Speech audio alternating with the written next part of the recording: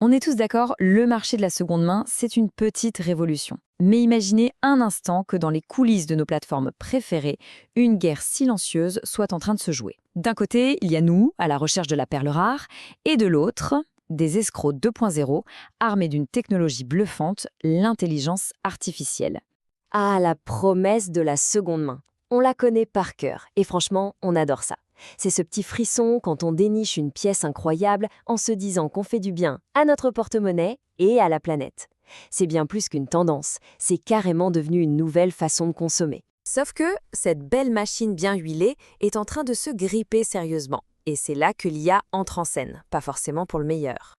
Dans cet explainer, on s'est plongé dans un article de Didier Taormina publié le 21 août 2025 sur iainfo.fr, qui est le premier portail français sur l'IA. On va voir ensemble comment cette technologie risque de saper ce qui est au cœur même de la seconde main, notre confiance. Alors, voilà notre feuille de route. On va d'abord se rappeler pourquoi on aime tant l'occasion. Ensuite, on va plonger dans le vif du sujet. Comment l'IA est devenue l'arme secrète des arnaqueurs.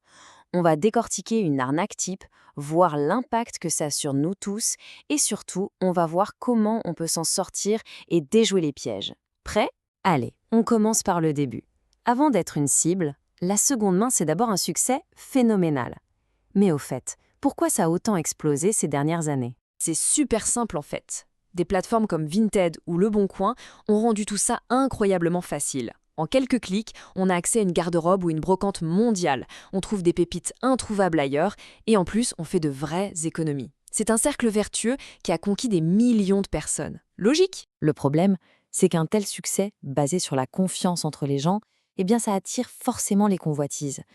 Et une nouvelle génération d'escrocs a trouvé l'outil parfait pour exploiter cette confiance à une échelle industrielle. Vous l'avez deviné, c'est l'intelligence artificielle. Attention, on ne parle plus de la petite arnaque du dimanche faite à la va-vite. Non, là, on parle d'arnaque augmentée par l'IA.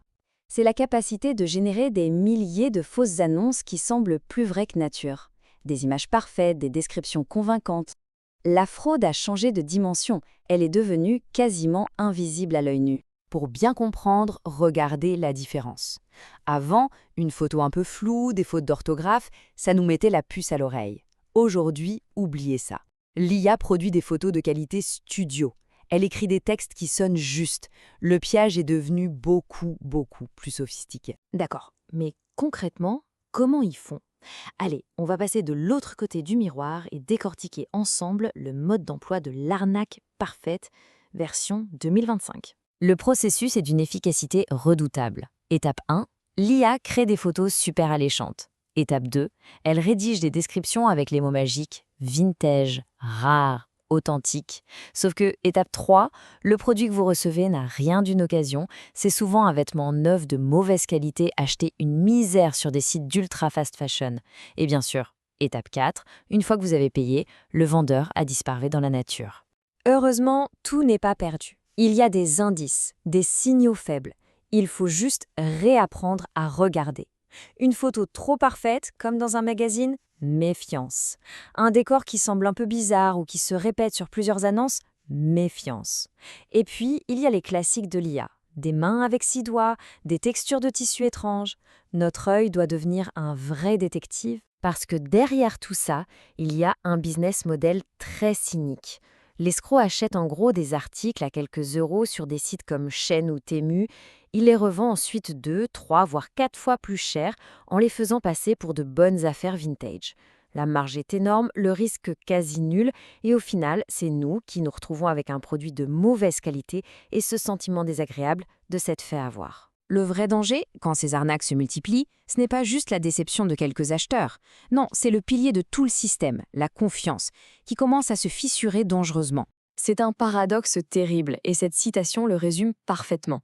Le circuit de la seconde main, qui a été créé comme une alternative éthique à la fast fashion, devient en fait un nouveau canal de distribution pour la fast fashion.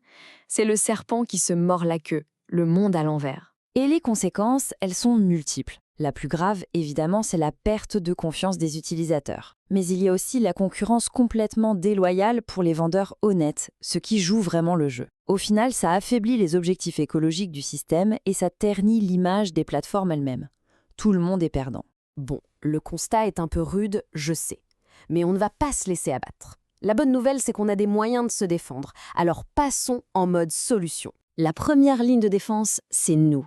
Il faut adopter de nouveaux réflexes. Prenez 2 minutes pour analyser le profil du vendeur. Est-ce qu'il est tout nouveau? Est-ce que toutes ses photos se ressemblent étrangement? Un outil génial, Google Lens, pour voir si la photo n'a pas été piquée ailleurs sur Internet. Et surtout, n'ayez pas peur de dialoguer. Demandez une photo supplémentaire, avec un objet précis à côté par exemple. Un vendeur honnête n'aura aucun problème avec ça. Évidemment, on est en droit de se demander ce que font les plateformes. Il faut comprendre qu'elles sont un peu prises en étau. Leur succès repose sur une expérience super simple et rapide. Chaque nouvelle mesure de sécurité, c'est un risque de compliquer les choses et de frustrer les utilisateurs. Elles doivent donc trouver un équilibre, ce qui explique pourquoi ils ne sont pas toujours aussi réactifs qu'on le voudrait. La solution, en fait, elle ne viendra pas d'un seul côté. C'est un effort collectif. D'abord, les plateformes doivent vraiment investir dans des outils de détection plus performants. Ensuite, nous les utilisateurs, on doit être mieux informés, c'est un peu le but de cet explainer. Et enfin, les pouvoirs publics ont aussi un rôle à jouer pour fixer des règles plus claires. Au final, tout se résume à ça.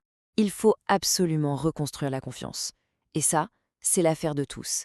C'est un effort commun pour que la seconde main reste cette magnifique promesse qu'elle est à la base, plus économique, plus écologique et plus authentique. La question qui reste, et elle est de taille, c'est est-ce que notre vigilance humaine suffira face à une IA qui devient chaque jour plus intelligente et plus convaincante? Rien n'est moins sûr. C'est le grand défi qui nous attend tous dans les mois et les années à venir. Alors restons curieux et surtout restons vigilants.